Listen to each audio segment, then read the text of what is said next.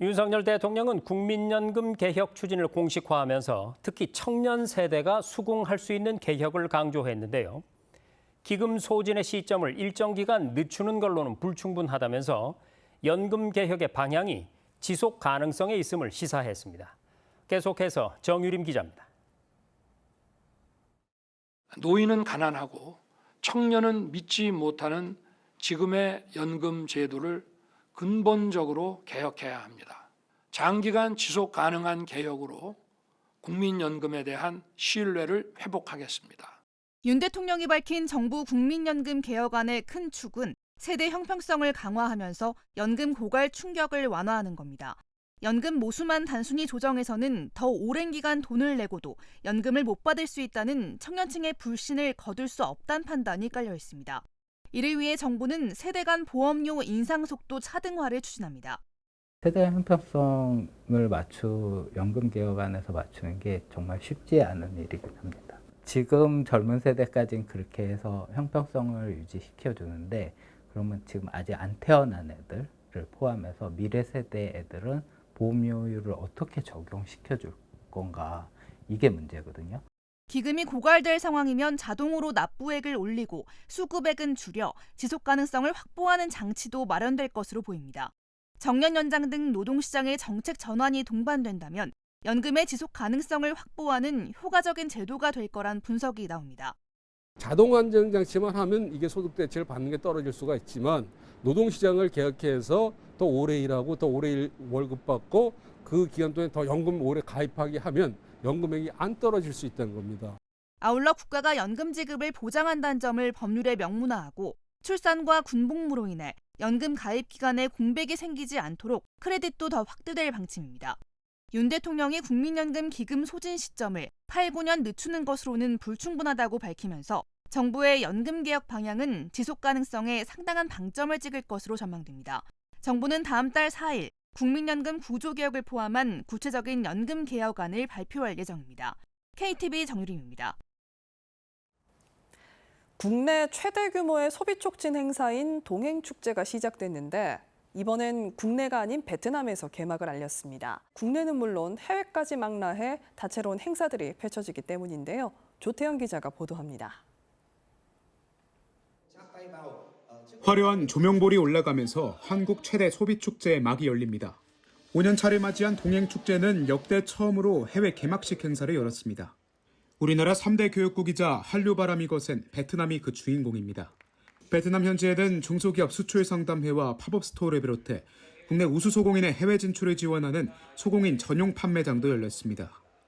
그간 저희가 국내에서만 진행을 했는데 올해 5년 차를 맞이해서 축제를 해외에도 알리고 우리 국내 우수 중소기업 소상공인 제품의 글로벌 진출 지원을 위해 처음으로 개막 특별 행사를 베트남에서 열게 되었습니다. 개막식 전날인 28일을 시작으로 다음 달 28일까지 9월 동행축제가 열립니다. 이번 축제는 추석과 연계해 풍성한 혜택이 마련됐습니다. 먼저 국내 160개 전통시장에서 국산 농축산물과 수산물 구매 시 온누리 상품권을 환급해줍니다. 전국 시장의 500여 점포 상품은 온라인 플랫폼에서 최대 30% 할인하며 아마존, 라쿠텐 등 글로벌 유통 플랫폼 8곳에서는 우수 중소기업 800개사 제품을 대상으로 할인을 진행합니다. 공용 홈쇼핑과 홈앤쇼핑에서는 1000개 회사가 참여하는 동행특가전이 열리고 공공기관과 사기업 임직원이 복지 포인트를 활용해 제품을 구매하는 동반성장몰에서는 200여 개 주요 기획 상품을 할인합니다. 한국의 많은 중소기업 제품들, 소상공인들의 제품이 우리 대기업 제품 못지않게 정말 질이 좋고 퀄리티가 높고 또 값싼 가격에 즐길 수 있다 하는 것들을 이번 동행축제에서 만나게 되실 것으로 생각을 합니다. 46개 지역축제와 연계한 제품 판촉전도 열립니다. 전북 무주 반딧불 축제를 시작으로 문경 오미자 축제, 대전 빵축제 등이 대표적입니다. 평창 진보시장 등 특성화시장 34곳에서는 야시장을 열어 문화공연, 체험행사 등 즐길 거리를 제공합니다. KTV 조태영입니다. 정부가 오는 2032년 주택 보급률을 현재보다 4%포인트 높은 106%까지 올리고 장기 공공임대주택 265만 가구를 달성하겠다는 목표를 밝혔습니다. 2032년까지 추진할 중장기 주거 정책 계획의 내용을 이리나 기자가 보도합니다.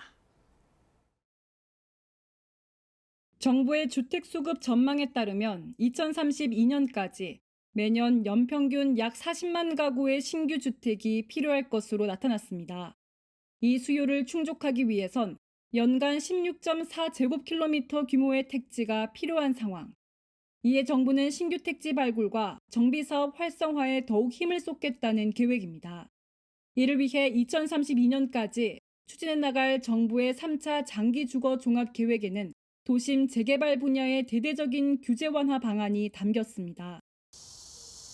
도심 속 주택 공급 확대를 위해 재개발, 재건축은 규제가 아닌 지원 대상으로 전환하고 복잡한 사업 절차는 하나로 통합해 속도를 높입니다. 특히 안전진단과 노후도, 구역 지정과 같은 높은 사업 진입 장벽을 낮추는 쪽으로 개선하기로 했습니다. 용적률을 비롯한 도시 건축 규제를 완화하고 재건축 부담금은 폐지를 추진하겠습니다.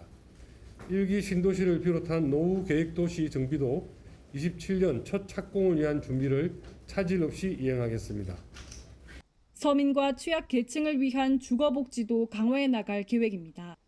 2027년까지 공공임대주택 50만 가구 이상을 공급하고 청년과 영유아 양육 가구, 고령자 등 특성에 맞춰 임대 유형도 다양화하기로 했습니다.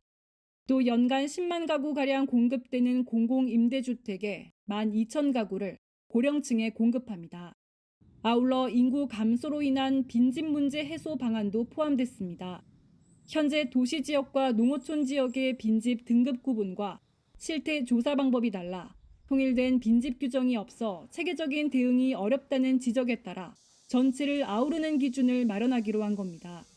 또 지자체의 실효성 높은 빈집 정비 계획 마련을 위해 빈집 유형별 활용 방안에 대한 가이드라인 제시와 함께 자발적인 정비도 유도할 방침입니다. 이렇게 도심 속에 방치된 빈집의 1차적인 관리 주체인 소유자의 자발적인 관리를 이끌어내기 위해 철거나 리모델링 비용의 일부를 지원하고 세제 혜택도 줄 계획입니다. 정부는 3차 장기주거 종합계획을 차질 없이 이행해 2032년 주택 보급률이 현재보다 4%포인트 오른 106%, 장기 공공임대주택 265만 가구를 달성해 나갈 것이라고 밝혔습니다. KTV 이리나입니다. 생활 폐기물로 만든 지속가능 항공유는 화석연료인 기존 항공유보다 탄소 배출이 적어 미국과 유럽 등에선 상용화에 나섰는데요. 우리나라 역시 오는 2027년까지 사용을 의무화할 계획입니다. 조태현 기자가 보도합니다. 아지랑이가 올라오는 무더운 여름. 시민들은 저마다 양산과 부채를 들고 숨막히는 더위를 참아냅니다. 올해 극한 폭염이 전 세계를 강타하면서 기후학자들은 지구 온난화에 따른 기상이변을 경고했습니다. 세계 각국은 기후위기의 주요 원인인 탄소 배출을 막기 위해 노력하고 있는데 항공기의 연료, 항공유의 탄소 배출 절감도 중요한 과제로 떠올랐습니다. 미국과 EU는 폐식용유와 생활 폐기물로 만드는 지속가능 항공유, SAF 상용화에 나선 상태입니다. SAF는 기존 항공유 대비 탄소 배출을 최대 80%까지 줄일 수 있습니다. 대한항공을 시작으로 SAF를 활용한 상용 운항을 개시했습니다. 정부는 오는 2027년부터 국내에서 출발하는 모든 국제선 항공편에 SAF 혼합유 사용을 의무화하는 방안을 추진할 계획입니다. 전기, 수소 등으로 대체하기 어려운 항공 분야에서는 글로벌 환경 규제 강화에 대응하고 탈탄소에 기여하기 위해 SAF 사용 확대가 필수 불가결한 선택입니다. 1% 혼합급유가 의무화될 경우 작년 국적사 운송량을 기준으로 연간 약 16만 톤의 탄소 배출을 감축할 수 있습니다. 이는 국내 승용차 5만 3천 대가 1년간 배출하는 탄소량에 해당합니다. 정부는 SAF의 생산, 공급, 기술 개발 전주기에 걸친 지원책을 마련합니다. 이를 통해 세계 1위 항공유 수출국으로서 글로벌 SAF 시장을 선점한다는 전략입니다. 국내 기업 SAF 생산 공장의 신설 투자에 대한 인센티브도 마련하고 투자가 확정될 경우 태스크포스를 구성해 인허가 절차를 적극 지원합니다. 또 폐식용유 외 다양한 원료로 SAF를 생산할 수 있도록 해외 바이오 자원 공동조사에 나서고 해외 원료 확보, 저장, 유통 등을 지원합니다.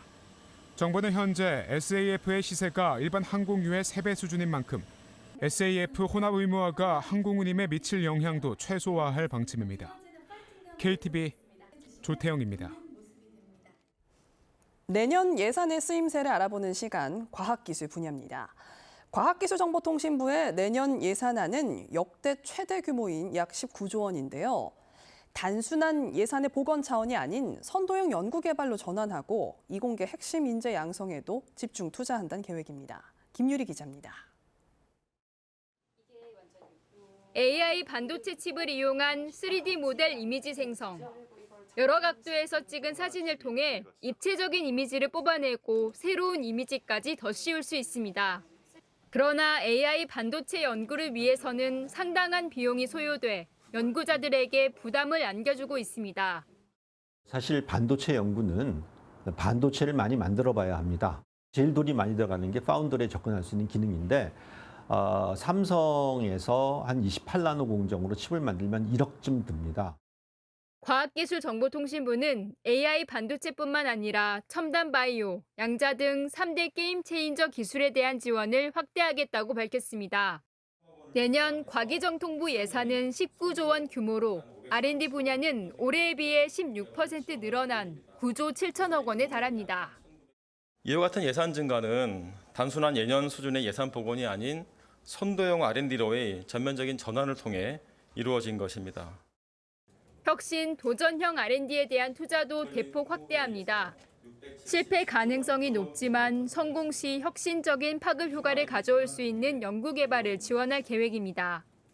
AI와 디지털 혁신에 대한 투자도 강화합니다. 국민들이 체감할 수 있는 보다 편리한 서비스를 제공할 계획입니다. 지난 5월 개최된 AI 서울 정상회의 후속 조치로 AI 안전연구소 설립을 추진하고 전국 디지털 배움터도 상설 운영하기로 했습니다. 핵심 인재 양성에도 박차를 가합니다. 이번에 신설되는 이공계 대학원 연구생활 장려금은 기존 R&D 과제 기반 학생 연구비에 신규 정부 지원이 더해져서 이공계 대학원생들의 경제적 안전망을 구축하는 효과가 있을 것으로 기대됩니다. 이공계 대학원 연구생활 장려금을 통해 석사 과정은 월 80만 원, 박사 과정은 월 110만 원을 지급받을 수 있습니다. 아울러 혁신의 씨앗이 되는 기초연구 투자도 역대 최대 규모로 늘리겠다고 밝혔습니다. 올해에 비해 10.4% 증가한 2조 3천억 원을 투자하는 겁니다. 지원 확대를 통해 연구자들이 다양하고 새로운 연구를 더 안정적으로 수행할 수 있을 것으로 기대됩니다. KTV 김유리입니다.